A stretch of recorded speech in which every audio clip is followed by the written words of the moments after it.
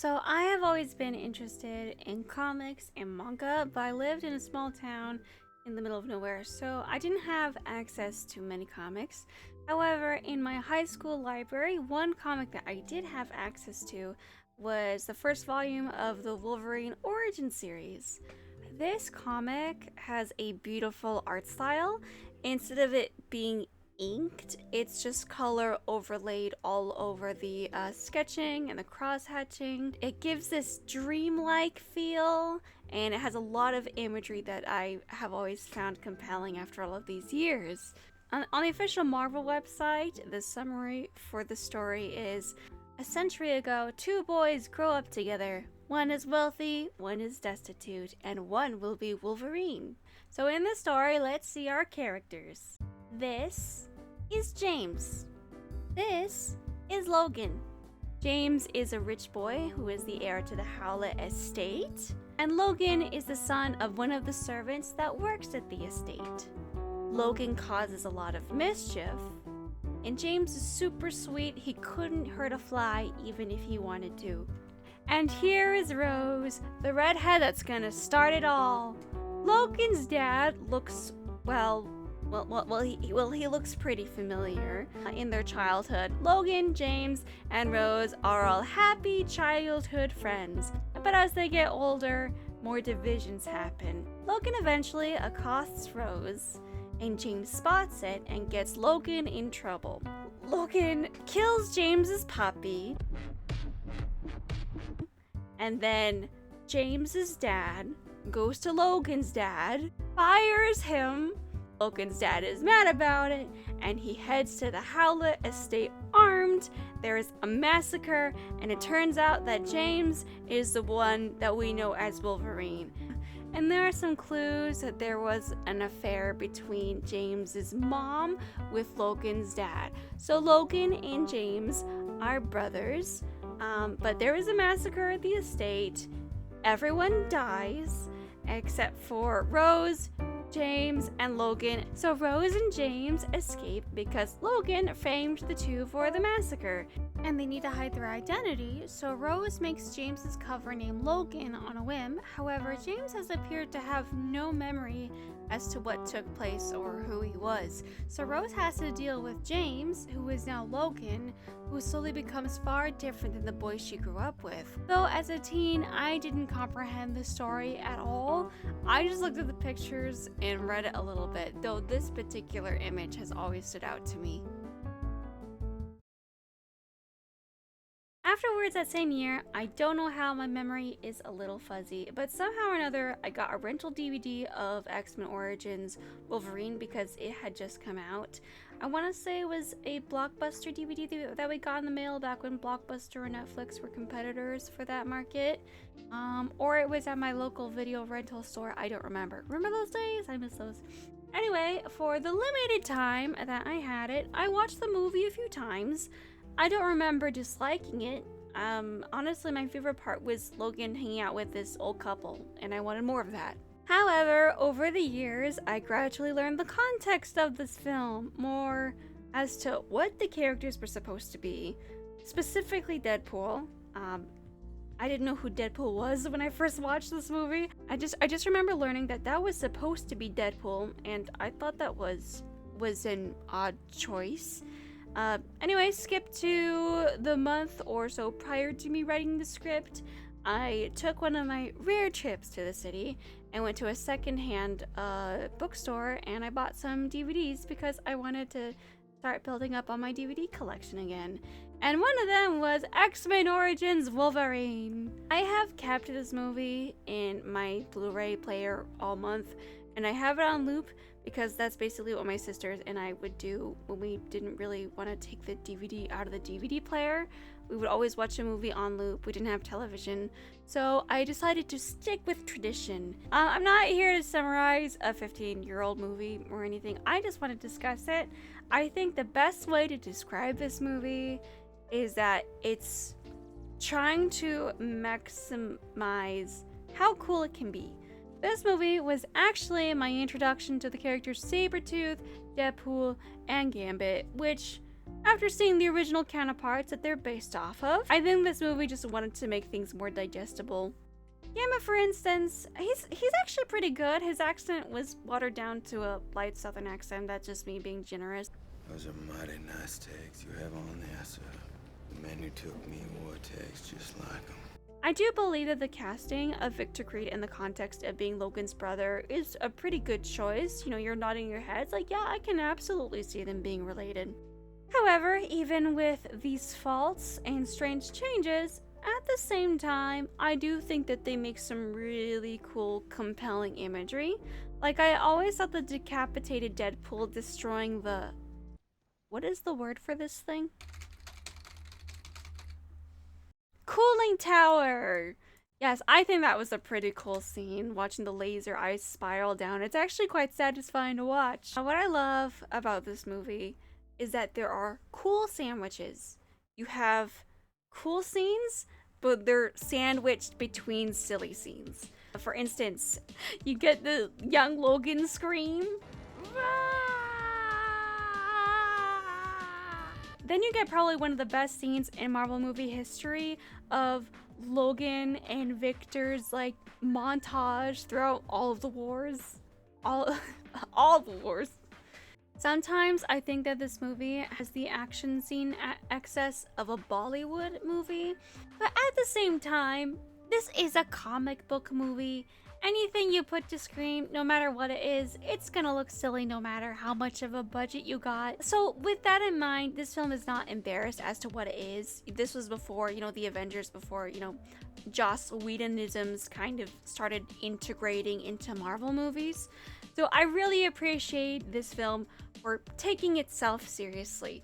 You got Logan do a slow motion walking away from an explosion. It knows what it is, and I appreciate it. So in the end, I'm always laughing at this movie, but I'm also cheering alongside it as well. You go, gun dude. You do whatever your powers are. The momentum of a bullet being split in half, still hitting these two guys is great. And Hobbit, you go, Hobbit. Time to turn out the lights! No! Unfortunately for everyone else, my personal favorite moments are the quiet slice of life scenes. Like when Hobbit is working at a carnival, it's sweet, it's nice. Then sadly the scene is followed up by Victor stopping by to kill him, and I think it's one of the most unnerving scenes in the movie. The poor guy was dead as soon as he opened the door, and every time I rewatch the scene, I'm thinking maybe he'll get away this time. But no, that's not the case, and I think that movie gets points for that for me. Afraid of dying. How do you know? You've never tried it before. And then there's a scene where Wolverine is waiting on Wolverine, and you see this moment where he sees a father and a child, and he turns away as if not to entertain a thought of something he feels like he could never have. Don't worry, Logan, I'll put you in Stardew Valley, and this time you can actually marry the redhead. There she is. Right, Penny? I accept. Yes. It's the wedding. Hang on. I feel like I should stand up respectfully for this. It is my great honor on this day 7 of spring to unite Logan and Penny in the bonds of marriage. Get married! Logan, you may kiss. Yay! They're married! It appears that Logan has some self-loathing as to what he is. He isolates himself and self-sabotages sometimes. In the Origins comic, Rose bends over backwards to help them build a new life. And when he's not working, he's just not available, and sometimes he goes away for a while to run around in the woods. But then he acts surprised and hurt when after all of these years, Rose falls in love with someone else and plans to move away for a new life. Like, buddy, I get it. I got autism too. Communication can be difficult. Oh. Oh no. It's okay, buddy. It's just practice for later. There's this one part where he wakes up from a nightmare and she's like... Was it the wars? Which one? And he's like... All of them. And then, one war is bad enough for someone to go through. What's it like going through all of them? Is he upset about the carnage he sees? Is he upset about the carnage he caused? And this is why I love art, because you can find deep meaning in stupid shit. One last thing I love is just the whole sequence where he's staying at this old couple's house. I love it a lot. I think there's a naked man in the barn. Yeah. Unfortunately, if 20th Century Fox asked me to personally direct my own Wolverine movie, I would make it so slice of life, it's painful, and I would officially tank the superhero movie franchise. I would have Logan go on a road trip with another redhead, and he learns that it was never about the destination, but it was about the friendship that he made along the way.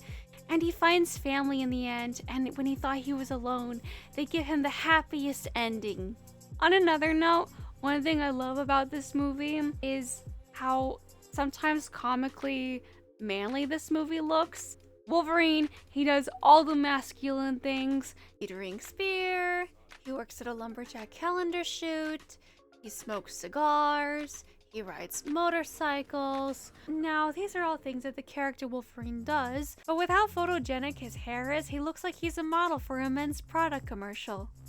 If there's one truth about hard-working men, it's that they are needed everywhere. That's why they drive a vehicle that can take them anywhere. The Chevrolet El Camino. Leave your shady past in your rear view. Whether it's a night with the fellas or a night with the ladies, smell like a night to remember. Old Spice. Now, I have praised this movie enough, so let me put out some of my criticisms. Will.I.Am's performance is a particularly interesting one. I was trying to look more as to why his performance seemed off, especially in moments where it calls for him to be more passionate. We hunted our own kind, Logan. There's a special place in hell for the things we did. What I had learned was that this was actually his acting debut. So learning that, things start making a lot more sense, and to be honest, it makes the performance more endearing to me. I can only speculate here, but I think it explains why certain moments of this film he seemed to be needed to be dubbed over quite a bit. Maybe his delivery didn't hit the mark in the shoot or something, or what he was going for couldn't get picked up well. I don't know, I'm not the director. But there are some bits that are off, especially in this particular scene where he's fighting Sabretooth and they have him dubbed over, and this bit makes me laugh every time I see it. Shouldn't have done that. Now I'm gonna kill you. The character John Wraith is supposed to be Wolverine's best friend in the film. They describe it a few times in this interview and in this featurette. Dude, but he happens to be, in this film, the closest friend that Wolverine has. But the chemistry between the two didn't seem like best friends. I don't know if something was cut, but that wasn't the dynamic I was picking up from these two. Hi, editing maven here. I realize that there is a scene that's supposed to establish that they're good friends, and it's the dynamic in the boxing ring with Fred Dukes, and that scene is annoying, especially with the forced word misunderstandings that aren't even clever. Hey, Fat, Fred, come on, bub, for old time's sake, huh? Did you just call me Blob? No, but... And if I wanted to be fair and technical, maybe it's hard to pick up on it because these two are on different acting levels. You got Will.I.Am acting for the first time versus Hugh Jackman, who's very comfortable wearing Wolverine skin. Maybe that's why. I don't know. I just woke up. While looking into it, one extra moment is that I found that there are two inspirations that drove Will.I.Am's performance as John Wraith. In this interview, Will.I.Am said his performance was inspired by his friend Earl. Yeah, it was great playing him, you know. I based him off of a good friend of mine named Earl. Kind of guy you don't mess with. The kind of guy that you befriend because he's just ultra cool. So, congratulations, Earl. Whoever you are, you have been immortalized in this film. Shouldn't have done that. Now I'm gonna kill you. Second of all, what I find even funnier is, I'll just let him say it. I studied by watching a lot of badasses on the internet. I went online, I typed in badass, so they gave me a whole bunch of selection of badass dudes to mold my character after. Shouldn't have done that. Now I'm gonna kill you. This particular detail is funny in and of itself. However, I believe it's a testament on how shallow this film is, because honestly, that's probably the only direction he got for the character. You have to be mega cool to have Wolverine as a friend. In the movie, I play Wolverine's best friend, so yeah, it's great. The part after the old couple gets killed, we get this goofy effect that looks like the Windows XP wallpaper.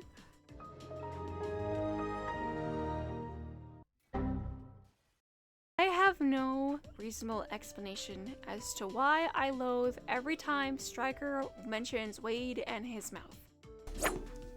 Okay. People are dead. If you didn't have that mouth on you, Wade, you'd be the perfect soldier. I just realized while just talking in this recording, it probably was supposed to be foreshadowing. This sucks. This Bay is such a huge tell-don't show, and I want to tear my soul from my ears every time I hear him say it. Still shooting first, asking questions later. You still chewing on cheap cigars? Still missing your wife? Still have my scar on your back? Now this is a minor nitpick, but I always hate it when they're in this bar and the barkeeper speaks in an American Southern accent. Guys, whatever this is, take it outside. And they're in Canada, and I know it could be an American character that moved up to Canada, but I don't think that's the case. I think it's supposed to be a representation of these locals, and these two characters are outsiders in this scenario. I would have appreciated hearing an A or a boot or a sorry in a movie about a Canadian. Now, to make up for it, we do get this iconic scene, which is probably the biggest justification for this movie existing. Your country needs you. I'm Canadian. The woman was too stunned to speak. Well, I have no place to put this, but Stryker is genuinely stupid. His tactics he uses against Logan when he goes rogue are ridiculous. Why does he get to wield the revolver that can shoot adamantium bullets? Just give the gun to Zero. We taking him to the island? No. Erase his memory. Also, how do you erase his memory? Genuinely, how do you erase his memory? Because if putting an adamantium bullet in his skull is the only way, then that's all the more reason to let Zero wield the pistol! Erase his memory.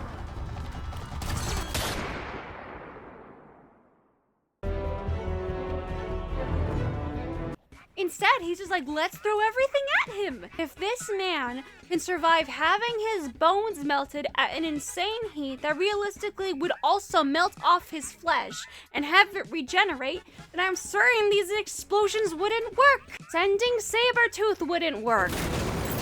And it's clear that sending this dumbass Deadpool fucker wouldn't work either, because he's being piloted by one of the biggest dumbasses that even the American government tried to fire, and we all know how fucking low the bar is there. Does Stryker also have a brain worm? We're gonna make you indestructible. You tried to kill me. Logan? One last gripe of mine is the twist in the final act of the movie where Wolverine is revealed that she didn't actually die. Sabretooth, I guess, sedates her and draws her blood and spills it all over her, and the implications of this gets crazier. Like, number one, Logan has seen many wars. He's probably seen many wounds. He's probably seen people die from dumb wounds. He's probably seen people survive from crazy wounds. He saw her blood, and he's like, yup, she's dead. Tired of waking up to your husband believing you're dead every month? Try always for those messy misunderstandings. Also, did he just leave her body in the woods? What would have the plan have been if he buried her alive unknowingly? That is if they cared. Because it's clear they were gonna keep Emma Frost in prison anyway. Like, what if they just let him do that? What if they just let him bury her alive? On another subject I would like to discuss relating to this movie is that it's a shame that in the movies prior, you get flashbacks as to what happened to Wolverine. And when I was a kid, those dream sequences really freaked me out. Like, this particular shot, you see Logan escaping and he's like beholding what's happened to him in horror. Like, it's a pretty big thing. What happened to him was a big deal. They don't really do that in this movie. The most they do is the procedure is painful. I do think it's a really cool effect how you see his x-ray and you see his jaw clench when the procedure starts. I think that's pretty cool. It is painful, but there's no further implications afterwards. Afterwards, it's more like an upgrade. It's pretty inconsequential. He does deal with, getting used to it for a bit, but I would have really liked to, have him have this realization as to what exactly happened to him. But, I know it's a PG-13 action movie. People want to see Wolverine kicking ass and taking names. Kick names, take ass. Yeah, that's right. I kind of would like to have a moment of reflection, You know what I think is funny? When I started writing the script, I actually had not seen the Wolverine and Logan. The Wolverine was so boring, but had a tiny bit of body horror. But I do think that Logan had what I was looking for, where Logan is really forced to deal with what happened to him.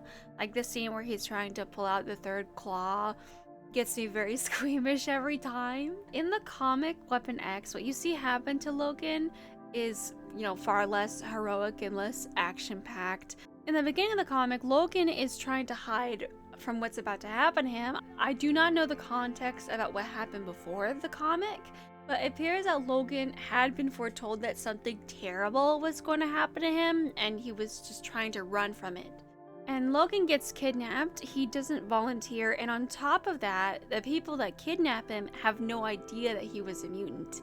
The comic Weapon X by Barry Windsor Smith is so beautiful. It has wonderful color direction, blues representing the calm and cool and collected, and then there's red representing, rage and chaos.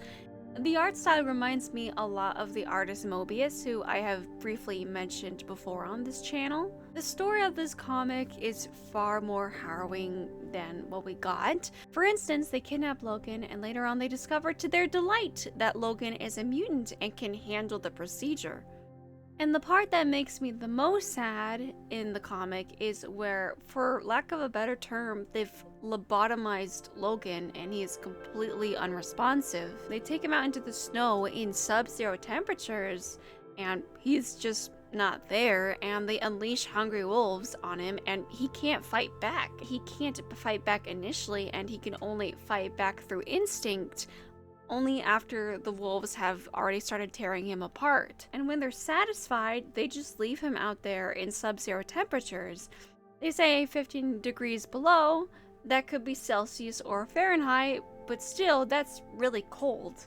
Also, spoiler alert, in the comic you can skip to this timestamp, but the big part of the comic is that they run a simulation in his mind to make him believe that he escaped while killing everybody. And that's really messed up. They really mess with Logan. But the true ending of the comic, he does manage to take back control, and the fate of the 3 scientists working on him is far more ambiguous. Once again, it just reiterates how shallow this movie is. Because fuck the traumatic experience of Logan losing his bodily autonomy and the interesting themes that come with it that carry physical and emotional ramifications. That would mean he wouldn't be cool anymore. And audiences don't want to see that. They want to see Wolverine do cool shit. No one would ever want to see a vulnerable Logan ever. Also, on another note, I learned that there is a moment where Logan gets his adamantium skeleton ripped out, and it turns out that the adamantium was hindering his mutation. His appearance changes, and he looks amazing! And look at him, he looks like a Ninja Turtle! I gotta say though, one thing I like about Wolverine in the original cartoon is how slightly insane he is. I wanted to waste a kid today for cutting me off in traffic. Oh, cowards! Tell Cyclops I made him a convertible. I think you just insulted the woman I love, lowlife. Logan, do not hurt him! You should thank the lady. Sorry about the ruckus. I know we have Hugh Jackman embedded in our culture as the definitive Wolverine, at least for live action, And this isn't a popular opinion for me, but I would like to have a different actor come in and bring in a different energy. We have seen Jackman tackle several different versions of the character. Sad Dad, Casanova, Weeaboo with a Sugar Mama, Girl Failure, and Hero. So different takes and versions of the character have already been covered by him, so he kind of has a monopoly on the character. Also, this is the only Wolverine movie in which Hugh Jackman is a producer on this film. But this is all in the context of if live action was a superior medium in which our culture seems to believe. I'm gonna be honest, I kind of want to have another actor as a certified 5'1.5" hobbit. I would like to see more short people in films, especially guys. If men can rock being short, then they are far more charismatic. I do say this with a bit of bias. My husband is short too. If you saw a photo of us from our wedding, you would have thought it was a still from the Fellowship of the Ring. My husband mains Wolverine, so there is a little bit of bias there, but can you blame me? Damage.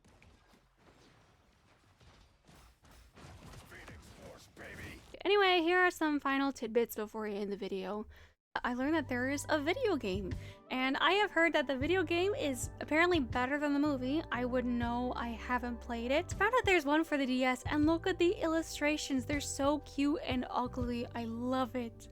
Wolverine is such a great character. You know how I made an animated video a few months ago about Mantis pulling out the crayons to imitate his claws? That was based on a childhood memory I have from first grade, where I saw one of my classmates do that with crayons, and I saw the teacher take it away from him, and I thought that was so stupid. I saw nothing wrong with that, so this video was me exacting a little first grader justice. In conclusion, I guess it's a fun, shallow movie, but I do feel annoyed at how dumb it is.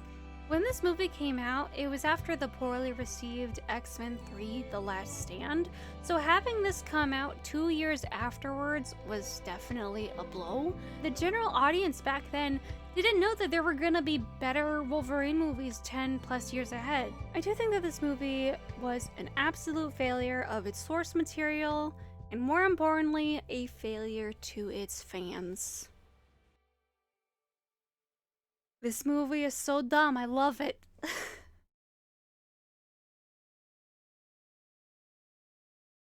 My name is Skylar White, yo. My husband is Walter White, yo. Yo.